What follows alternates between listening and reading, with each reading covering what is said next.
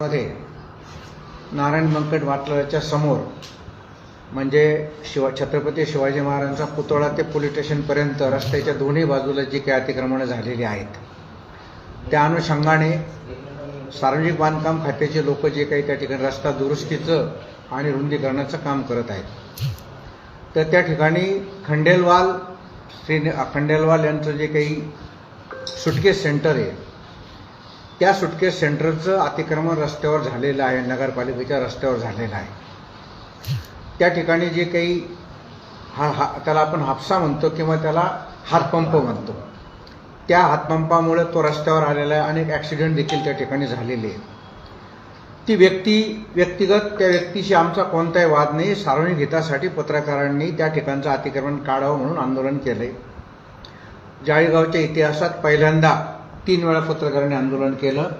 एक आंदोलन केलं की या ठिकाणी बायपास जो रस्ता आहे तो व्हावा, माहिती कार्यालय यावं आणि ग्रामीण पोलीस स्टेशन त्या ठिकाणी व्हावं। तर हा अतिशय ज्वलंत प्रश्न आहे। त्या ठिकाणचे जे व्यापारी आहे त्या सगळ्यांचं म्हणणं आहे की हे अतिक्रमण काढा, हे रस्त्यावर आलेलं आहे, रस्ता मोकळा झाला पाहिजे, ॲक्सिडेंट झाले नाही पाहिजे। आज आपण आपल्याशी जो काही पत्रव्यवहार झाला किंवा पत्रकारांनी जे काही त्या ठिकाणी आपल्याकडे निवेदनं दिले, काही तक्रारी केल्या, त्यामध्ये देखील नगरपालिकेच्या अधिकाऱ्यांना त्रास देण्याचा उद्देश मुळीच नाही।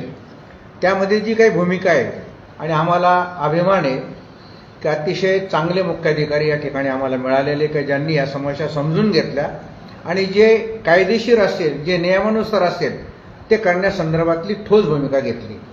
आज आपण या ठिकाणी पत्रकारांना बोलवलं, त्या ठिकाणी आपण त्या भूमी अभिलेख कार्यालयाला त्या ठिकाणी आपण पत्र दिले, त्या ठिकाणी मोजणी करून घेऊ आणि मोजणी झाल्यानंतर जे रस्ता किंवा ते जे काही बांधकाम आहे ते नगरपालिकेच्या रस्त्यावर आलेलं असेल तर ते काढू, आणि आलेलं नसेल परंतु ते खाजगी बांधकाम जरी त्यानं ते केलेलं असेल पण ते जर वाहतुकीला अडथळा निर्माण करत असेल त्याला आम्ही पैसे देखील देऊ आणि ते काढून टाकू। ही जी काही आपण भूमिका घेतली तर आमचं एवढंच म्हणणं आहे की तुमच्या एकूण भूमिकेवर आणि तुमच्या आश्वासनावर विश्वास ठेवून आम्ही आता 8-10 दिवस त्या ठिकाणी थांबतो। जी काही होईल फक्त आमची एकच भूमिका आहे की ते अतिक्रमण कुठल्याही परिस्थितीत काढलं गेलं पाहिजे। आणि जे काही आता काही प्रश्न झाले की काही तक्रारी केल्या त्याच्या मागची भूमिका एकच आहे की कुठल्याही प्रकारचा दबाव देखील राजकीय तुमच्यावर येऊ नये म्हणून पत्रकारांनी या पद्धतीनं तक्रारी केलेल्या आहे।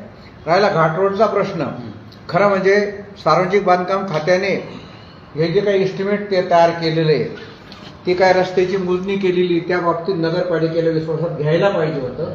परंतु त्या ठिकाणी भैसाणे साहेबांशी आम्ही चर्चा केली, त्यांनी सांगितलं की आम्ही एजन्सी आहोत, अतिक्रमण काढण्याची जबाबदारी नगरपालिकेची आहे, म्हणजे त्यांनी टोलवाटोली केली।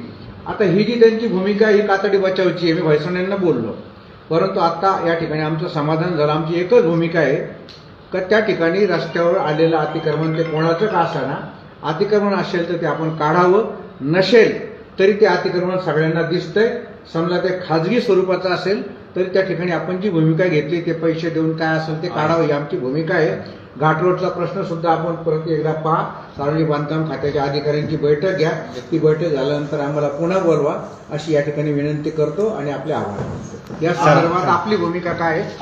19 ऑगस्ट रोजी नगरपालिकेमध्ये महाराष्ट्र पत्रकार संघटनेच्या माध्यमातून जे चळेगावमध्ये आंदोलन छेडण्यात आलेलं होतं, सगळं पत्रकार बांधवांचं मनोगत त्यांच्या नेता मुख्याधिकारी साहेबांनी समजून घेतलं आणि समजून घेतल्यानंतर त्यांनी एक निश्चित आश्वासन दिलेले आहे, मी कुठल्याही राजकीय दबावाला बळी न पडणारा व्यक्ती आहे आणि ते माझ्या नगरपालिकेच्या कार्यक्षेत्रात खरोखर जे विकास कामात आडथळा ठरणारं जे अतिक्रमण असेल, मी कुणाची गया न करता मी सर्व अतिक्रमण मुक्त केल्याशिवाय राहणार नाही असं चर्चेअंती मुख्याधिकारी साहेबांनी सांगितलं।